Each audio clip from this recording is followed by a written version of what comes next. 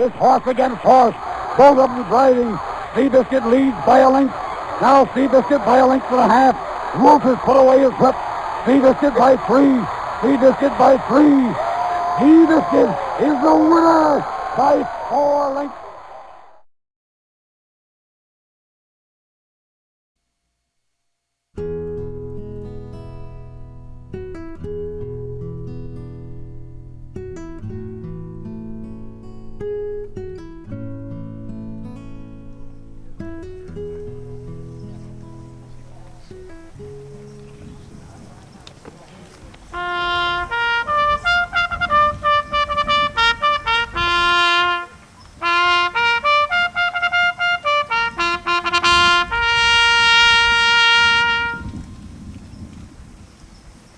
Thank you, Pete. Vice President Mondale, Mrs. Mondale, Donna de Verona, and John Pinto, former White House official Nick Yost and Sandra Rennie, Winifred Grew and Mr. James Wigdell, Heidi Dickerson, John Pinchas and members of the Mendocino County Board of Supervisors, Mayor Larry Stransky, and Willits City Council members, members of the Willits Rotary Club and Chamber of Commerce, members of the Christ Church of the Golden Rule, the Seabiscuit Heritage Foundation, Board of Directors, members of the Charles Howard, Tom Smith, and Red Pollard families, ranch hands and ranch residents, past and present, many friends, fans, grassroots activists, supporters, contributors, sponsors, and benefactors of Seabiscuit and the Seabiscuit Heritage Foundation who are here today, some from great distances. Good morning and welcome.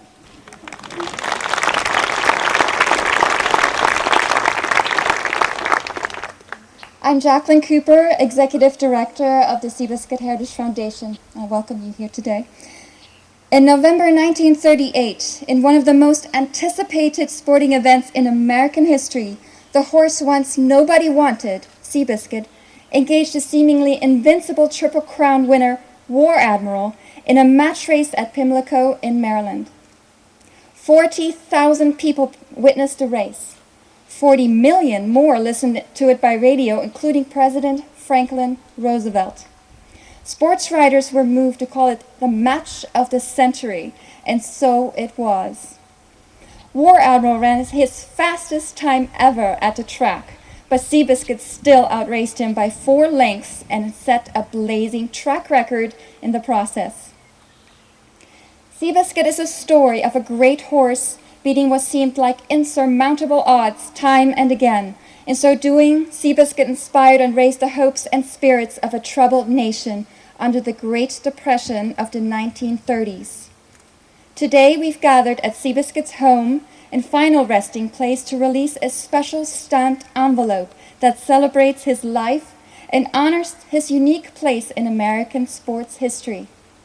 For me, it is truly a thrill to be here today as your MC for this historic ceremony. Now, could you please rise and join Ananda Johnson in the singing of the national anthem? Ananda is with us today from Howard Hospital Foundation here in Willits.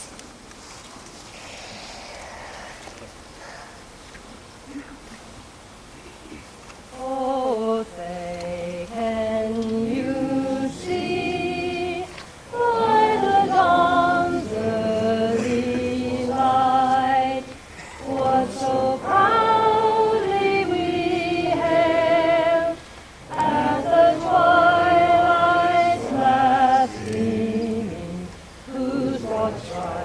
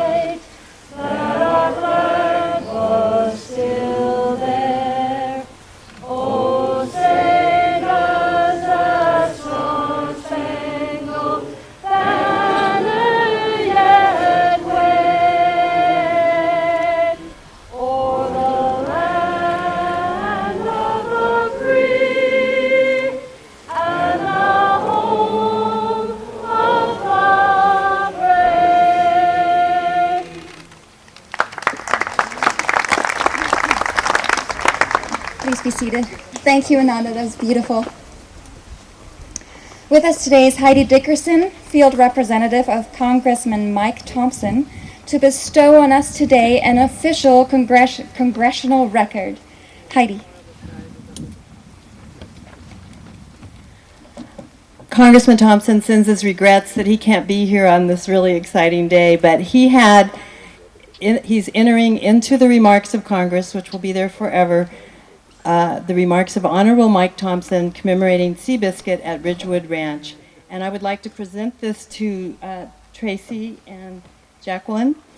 And just at the end, I will say that Congressman Thompson is pleased to enter these remarks into the congressional record, honoring the legendary racehorse Seabiscuit, the Seabiscuit Heritage Foundation, and Ridgewood Ranch.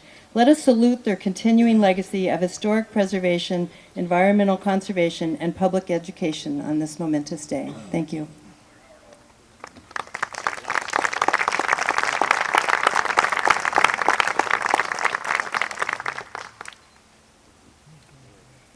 A little cramped for space here. John Pinchus is the chairman of the Mendocino County Board of Supervisors, and the supervisors recently approved a resolution that recognizes the historic significance of Seabiscuit and Ridgewood Ranch to Mendocino County. John? Thank you. It's a very honor for me and the Mendocino County Board of Supervisors to be here in this setting this afternoon. This is a Seabiscuit in the Ridgewood Ranch is quite a real asset, not only to Mendocino County, but all of California and all of the United States, as far as that goes. And the Board of Supervisors totally supports the preservation of this location and its heritage. I have this resolution, which I will present to the foundation. But instead of that, I'd just like to give you just a short little. My father and grandfather built the barns here for Seabiscuit and Charles Howard, here in Ridgewood and in San Ysidro. And Charles Howard personally got my dad his Social Security card in 1937. So thanks to a Democratic president, we have Social Security. Anyways, I'll present this, but I just won't take up much of your time, but I appreciate everybody showing up here. And there's a lot of interest in it. And this is tradition, and this horse affected, my dad talked about the race with Man of War back, and he says, that not just the people and not even our president at that time come to a standstill, the whole United States of America come to a standstill for that race, because it was more than a race. It was about the United States of America getting back up and going again, before World War II, and it was a time of coming out of the Depression and that, and it was he was kind of like the underdog that everybody was rooting for, and he didn't let us down, and I'm sure that the United States of America won't let us down. Thank you.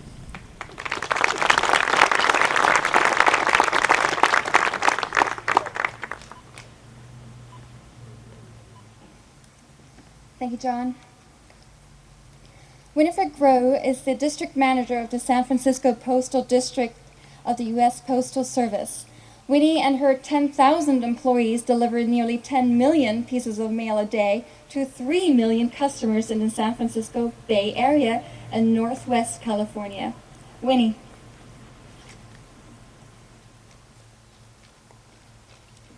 Good morning. Thank you, Jacqueline, Vice President and Mrs. Mondale, Mrs. Livingston, ladies and gentlemen, all our honored guests.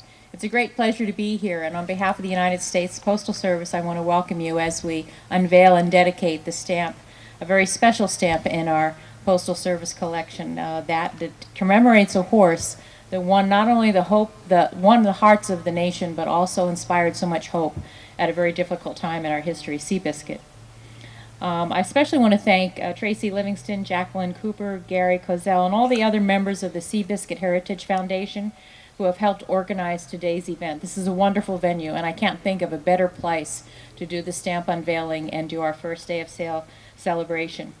I also want to thank Vice President Mondale and Mrs. Mondale for being here on this auspicious occasion. It's really a great honor to have you both be with us today.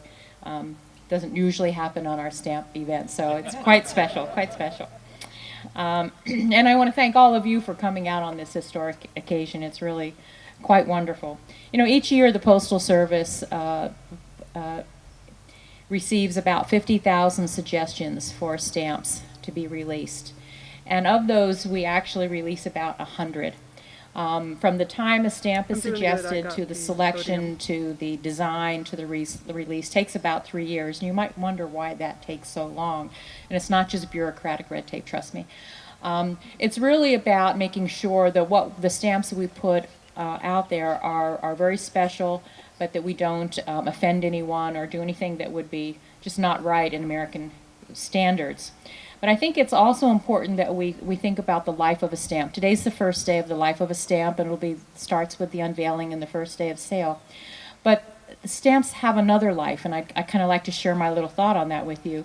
When you think about the stamps that you've looked at over the years depicting famous people, events, buildings, all kinds of things in American history, when you put them all together, they make a beautiful tapestry of American history and of our daily lives.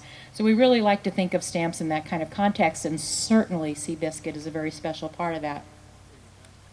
In these days, with escalating unemployment, with the financial difficulties that we're going through, our country is in a state not too unlike the days when Seabiscuit actually ran and won his race. And so I'd kind of like to think that maybe unveiling the stamp today symbolically will be the part of changing the course the country's on, and we'll be able to take off to a new beginning. By unveiling this stamp, we want to remember that against all odds, perseverance and steadfast resolve, the world's economy, the Postal Service, and the life in America will come from behind and stride to a great, brilliant finish. Thank you.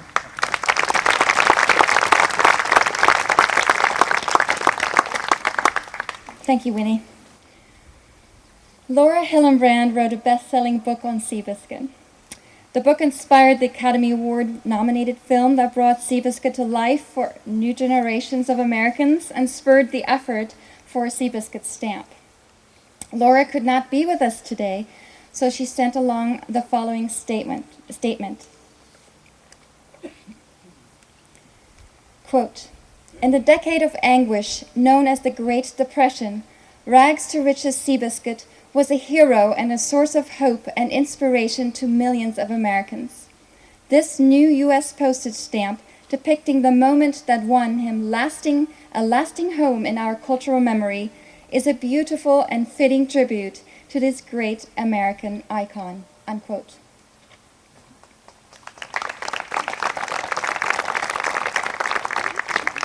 I am pleased that Laura Hillenbrand's father, Reverend Bernard Hillenbrand, and her stepmother, Alice Ann Walbrook, could join us. Could you please stand and be recognized?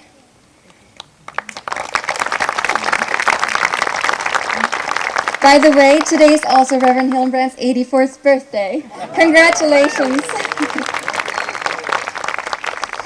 We also have members of the Howard family with us today. Michelle and Haley Howard. Could you please stand? Welcome. John Pollard Sr., the nephew of Seabiscuit's jockey Red Pollard. John. And the nephew of Seabiscuit's trainer Tom Smith, James Watkins, and his wife Lucy. I believe they're all here. Here they are. Welcome, you both. Welcome. Seabiscuit is a cherished figure in American history. Several years ago, the Seabiscuit Heritage Foundation was formed to protect and promote the legacy of this great horse and to restore and preserve the ranch where Seabiscuit recuperated, lived, and died, and was buried. In addition, the home of Seabiscuit inspires hope today with its therapeutic writing program for developmentally challenged children as well as adults. Erin Livingston is the writing instructor. Erin.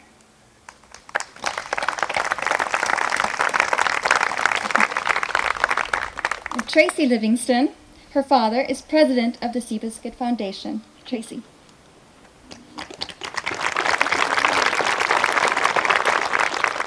Good afternoon. I'd like to thank everybody for coming, and I'd like to address you, our special guests here today, at a moment unprecedented in our community and our nation. And I say unprecedented because never before has a champion racehorse meant so much.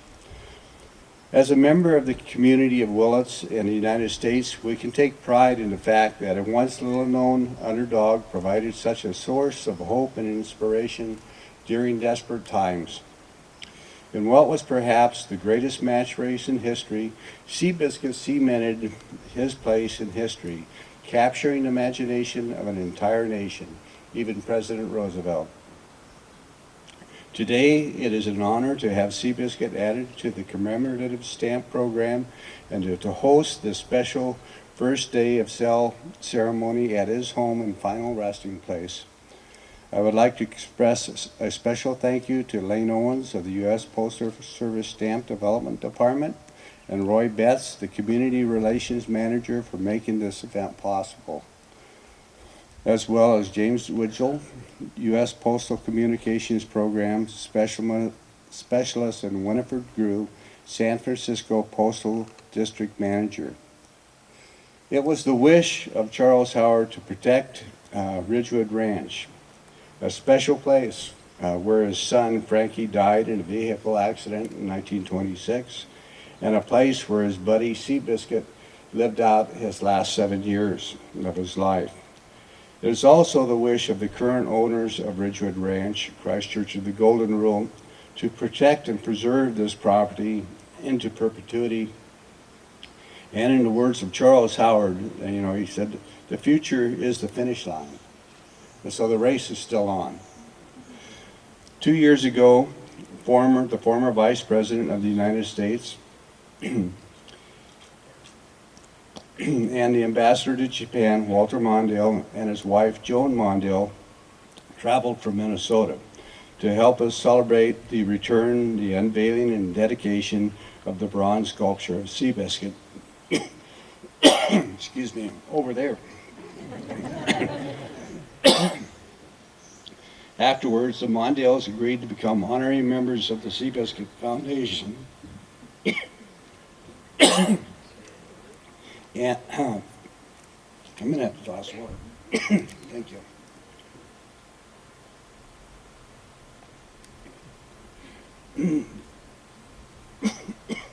Little glitch. Okay. Afterwards, the Mondales agreed to become honorary members of the Seabiscuit Foundation Board. Jacqueline, you're going to have to continue. I'd be honored, Tracy. Thank you.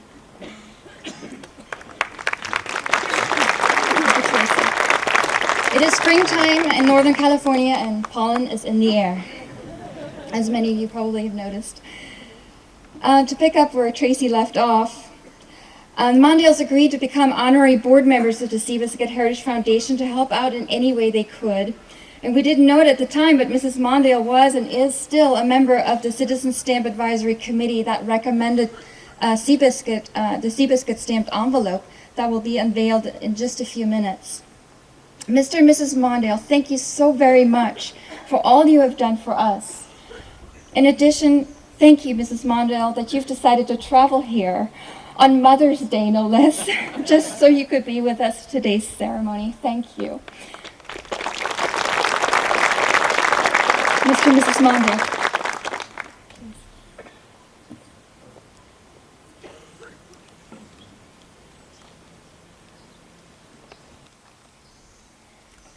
Welcome. We're here to celebrate the extraordinary achievements of this little brown horse. Small in stature, but great in the heart.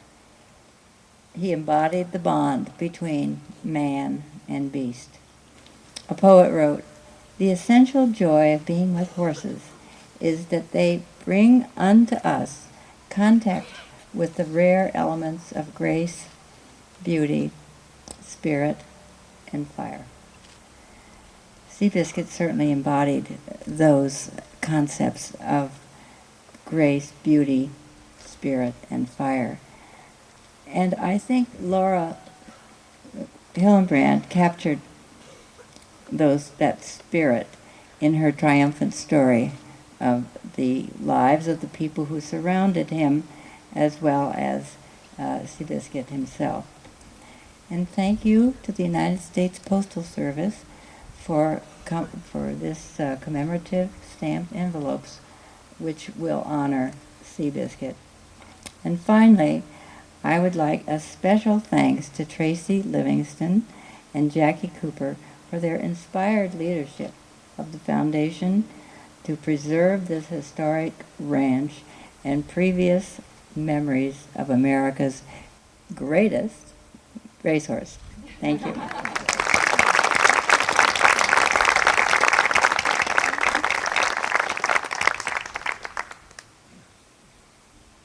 I'm here as a fellow traveler this morning.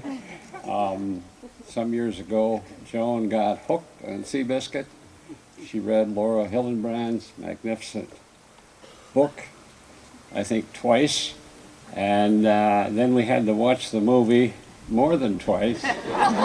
And so we had to come out here 2 years ago when we dedicated Seabiscuit statue, and we had to be here today when the stamp was commissioned. Now, Joan's on the stamp commission.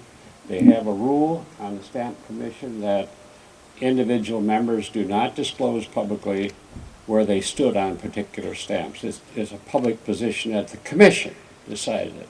But I am free to say that Joan was very pleased at Seabiscuit. When we look at the stamp, which will be available in a minute, we'll see that it's a magnificent reproduction, portrait of that moment when Seabiscuit pulled away from War Admiral in the Pimlico match race of 1938, which Laura says in his book was the greatest horse race in the history of horse racing. And it is remembered, I noticed in the article about the Kentucky Derby the other day, about Mind That Bird, the lead article in the New York Times ends up talking about Seabiscuit and all the horses he left in the dirt in his time. And now Seabiscuit will be memorialized in this stamp. And I think that is a step forward, because it's a way of not just us here, but the nation saying Seabiscuit is a national treasure. And we're proud of him. We're proud of those who worked with him. And it's